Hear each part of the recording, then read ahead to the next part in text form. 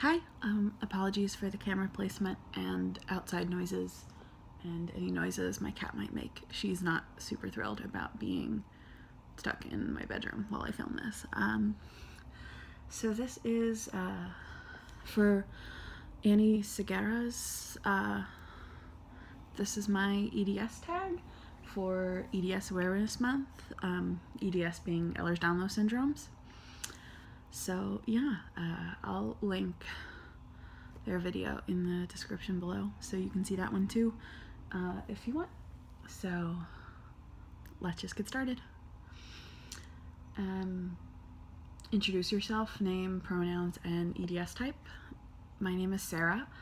I go by they, them, or she, her pronouns, and I have hypermobility type Ehlers Danlos syndrome. Okay, first things first, in one word, how are you feeling today? Okay. You know, not great, but I went to school, so can't be too bad. Number 3. For those who don't know, can you explain EDS medically in a sentence? Ehlers Danlos syndrome is a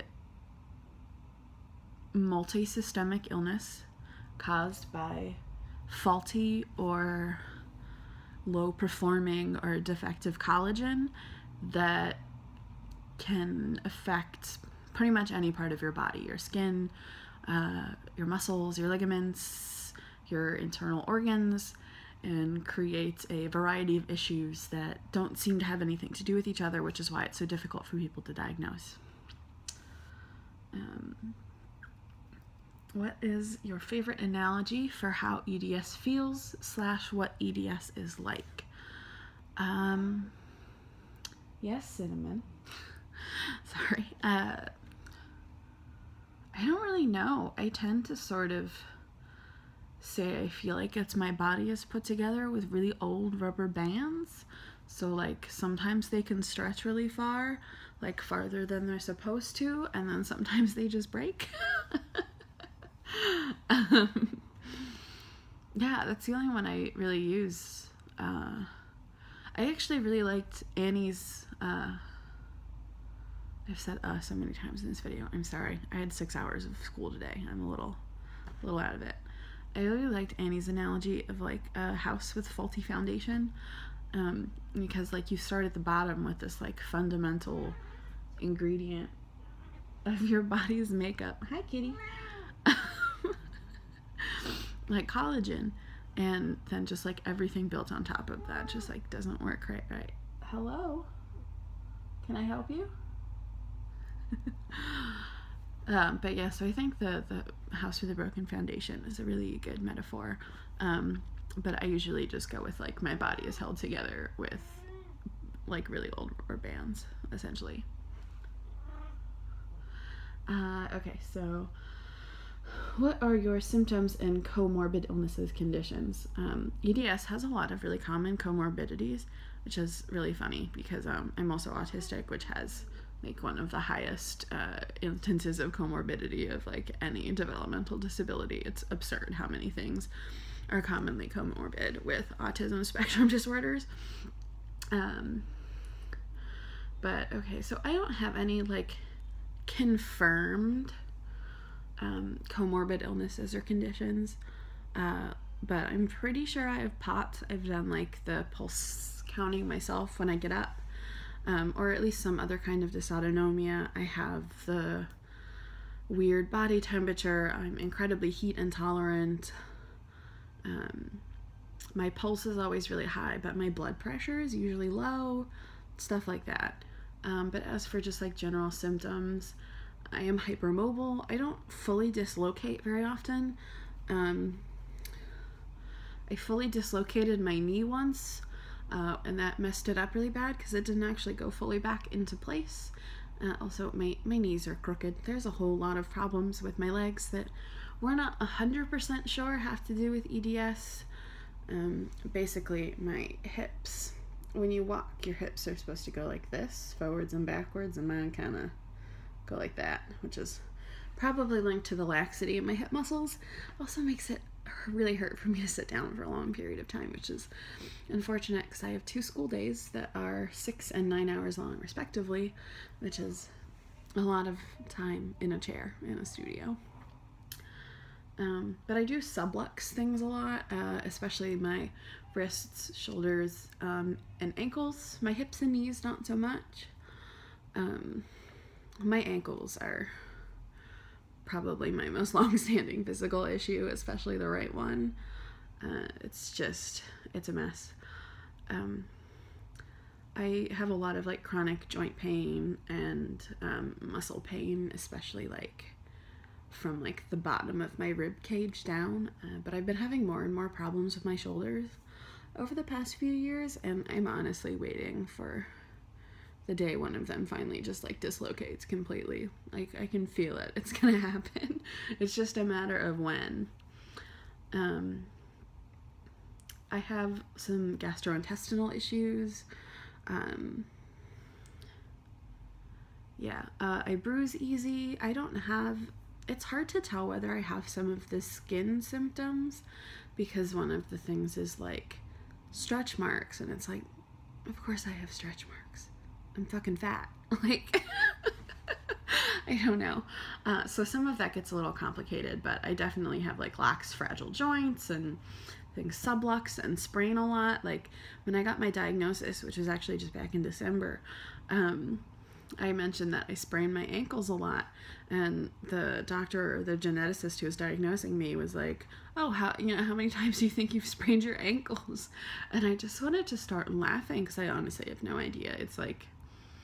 It's just like a weekly occurrence for me. I mean, I wore a neoprene ankle brace all through middle school and part of high school. And I've started wearing actually 2 of them recently.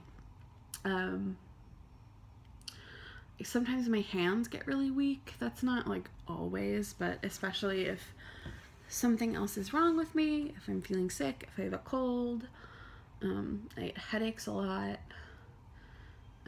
It's hard to say if I have any vision issues, because my eyes are damaged for like totally unrelated reasons, because I had radiation treatments as like a really little baby, and it did like a lot of screwy stuff to my facial muscles. One side of my face is actually smaller than the other, because of what it did to like the bones and muscles. So that's difficult. But yeah, oh, and I have a lot of the like reproductive issues. Like, I have terrible cramps, which is why I'm on birth control, which ended up causing some whole problem at the end of last year. That's not important. But yeah, so the big ones are like the chronic joint and muscle pain, and I get a lot of headaches, and I bruise easy, and I sublux my joints a lot, and things just generally bend too far. I have trouble sleeping. I have stomach problems. I do have anxiety and depression. Specifically, I have both generalized anxiety and social anxiety, and chronic major depression, and a panic disorder. It's a fun party in my brain. Sorry, I'm looking at a list of symptoms on my laptop, which is over there on a pile of pillows. So yeah, I have a lot of like basic symptoms. There are a lot of people who like have a lot more symptoms than me, have a lot more severe symptoms than I do. But I mean, it's enough that I was annoyed enough with my like daily living conditions that I like eventually sought a diagnosis. So okay, and then the last question for this part of the video, which is like a 3-part video, is how does EDS impact your daily life? And I mostly tolerate like general living things. Today I'm really tired because I got home from school, and I live on the 6th floor of my apartment building, and the elevator was broken, so I walked up 100 steps, and that put a lot of strain on my ankles and knees and my hips, and made me really tired and out of breath. So that wasn't very fun, and it kind of put like everything I was going to do this afternoon back a couple hours, which is unfortunate. I don't have to go to the doctor, super often, but that might partially just be there are things that happen to me I maybe should go to the doctor for, but going to the doctor is expensive, and I'm a college student, and my mom works for the school district, so it's not like we're swimming in cash. And it's also just really hard to have time to go to the doctor when you're a full-time student, and also I split my time between California and Oregon, so yeah, so I just kind of, and plus I spent so much of my life like undiagnosed and not knowing something was like actually wrong with me that I just sort of like brush things off, and I'm like, oh, it's probably fine, unless it seems like it's like imminently life-threatening, like when I got erythema nodosum last semester and could barely walk. But the biggest problem is my legs. Like my hips have become more of a problem recently, but before that, like my knees and ankles, and especially my left knee and my right ankle. My left knee is the one I fully dislocated, and I ended up having to have like corrective surgery on it, and my right ankle has been a problem ever since it like turned at a 90-degree angle when I was getting off a swing when I was like 7. Yeah, so, and I pretty much like, I can do things, you know, I can go out and do things after I come home from school, but I definitely, like, if I do a lot, I pay for it later, and I might miss classes, or I might not be able to do anything over the weekend.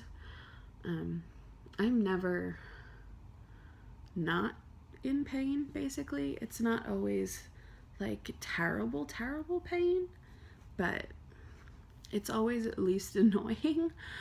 Like I keep a bullet journal, and one of the things I track is my pain levels, and I don't think I've ever recorded anything under like a 5. And it's you know, when you're in pain that often for that long, sometimes you just sort of forget that you're in pain until you like do something and you're like, oh right, I hurt all the time. It's a weird place to be as a person. But I try and like make sure I have the energy to do not just things I need to do, but the things I want to do. Like I know after this Thursday I'm gonna be really tired because I have a 6-hour studio course, and then I have a 3-hour lecture, and then I am getting in a cab and going to a poetry slam for 3 hours.